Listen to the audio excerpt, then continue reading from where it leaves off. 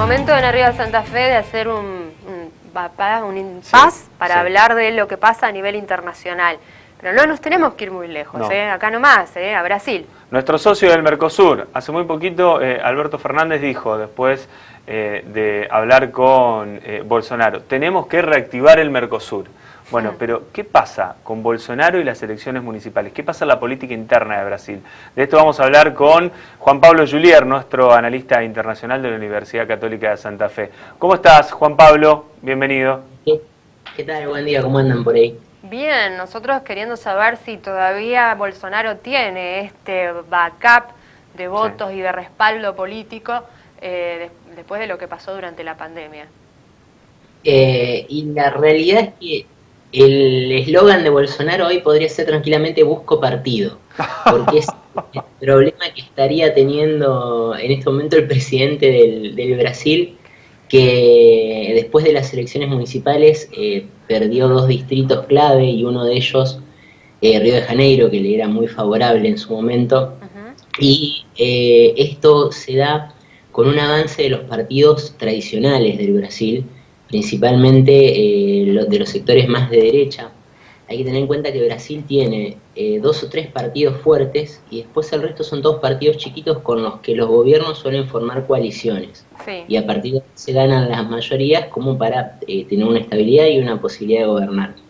Lo que le está pasando a Bolsonaro es que él, cuando surge como fenómeno político en la última campaña, él surge más como un outsider, pese a que llevaba una carrera política bastante larga en ese momento, y no asociado a ninguna fuerza de las tradicionales, pero sí logra arrastrar, junto con principalmente su hijo, que es como el armador político de ese equipo, una buena cantidad de diputados, legisladores en general y cuadros políticos de otros sectores. Esto, con el paso de la pandemia, se va desarmando, porque en realidad lo que pierde Bolsonaro es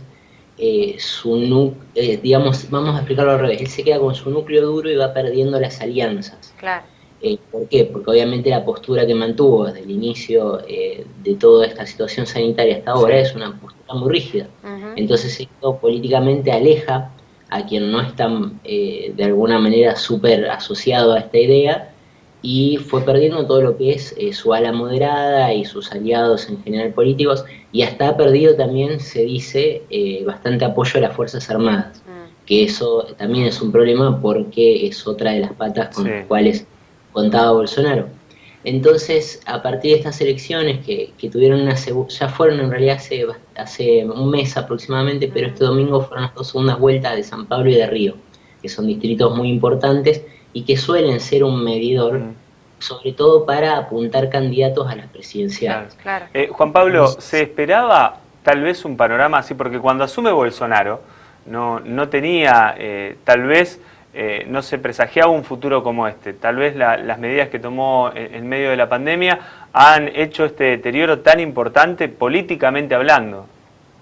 Sí, y también acá hay que anotar lo que fue el triunfo de Biden en Estados Unidos, y un poco menos importante, pero no deja también de apoyar todo este proceso, el triunfo del MAS en Bolivia. Claro. Porque hay que enmarcarlo esto un poco dentro de los populismos de derecha, como es el de Bolsonaro, como era el gobierno transitorio de Jeanine Áñez, y este tipo de construcciones políticas que estuvieron muy en auge hace un par de años cuando Bolsonaro llega al poder, un poco porque en América Latina pasa que si Estados Unidos marca algo es como que el resto sigue. Entonces este modelo Trump empieza a bajar de norte hacia sur, y salen personas como Bolsonaro, pasa en Bolivia, hay algunos otros cuadros así en algunos otros países con menos preeminencia, pero bueno, se empieza a dar este modelo que a raíz de los últimos sucesos de este año empiezan a caer.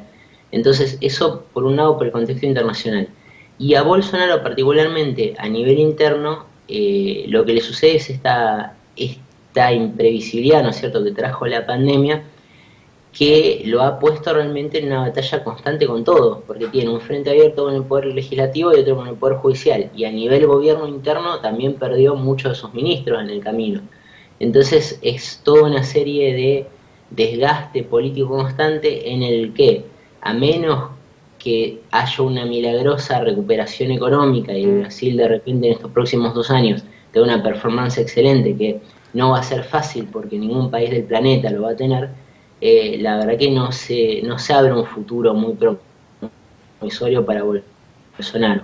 Sí podría llegar a su fuerza a aportar quizás una posibilidad de conformar gobierno con otra, pero el tema ahí va a ser la personalidad de Bolsonaro, porque él es, valga la redundancia, excesivamente personalista, entonces al menos yo particularmente no lo veo cediendo a la posición de la presidencia para que su fuerza política apoye a otro candidato. Así que bueno, habrá que ver ahí. Y también hay que tener en cuenta en Brasil que el otro gran perdedor de estas elecciones, por llamarlo de alguna manera, fue el PT, el Partido de los Trabajadores, que tampoco tuvo una buena performance porque de centro a izquierda, quienes tuvieron mejor desarrollo en las elecciones han sido los partidos menos tradicionales, como ser el Partido Verde o la izquierda propiamente dicha, que han ganado bastante fuerza y que si bien no son partidos que puedan llegar a una presidencia por sí mismos, esto les da la posibilidad de ir conformando coaliciones y bueno, ver también cómo se va conformando este sector de Brasil. Así como están dadas las cosas hoy, lo más probable es que el Brasil siga con gobiernos de centro a derecha, pero de la derecha más clásica, más moderada, un estilo como es Piñera en Chile, como para comparar una cosa así. No tanto esta cuestión más del showman, del populismo, de estar enfrentado todo el tiempo buscando un enemigo, generando grieta. Esto como que me da la sensación de que a partir del fin de Trump en Estados Unidos va a ir decayendo probablemente inclusive a nivel mundial, inclusive hasta Boris Johnson, que es otro exponente de este modelo, la está pasando bastante mal en este momento en el Reino Unido, así que es como que todos estos personajes van empezando a perder su encanto y perder votos. Que claro, se termina el show político, sí, el político showman. Claro. Sí, exactamente, lo cual es muy positivo desde todo punto de vista porque muchas veces esos modelos generan... tengo un colega en Estados Unidos que lo llamó el post-traumatic stress, el estrés del drama posterior, sí. Porque claro, el enfrentamiento constante y esta constante búsqueda de un enemigo, de echarle la culpa a alguien, de dividir para poder reinar al mejor estilo maquiavélico es muy desgastante para las sociedades.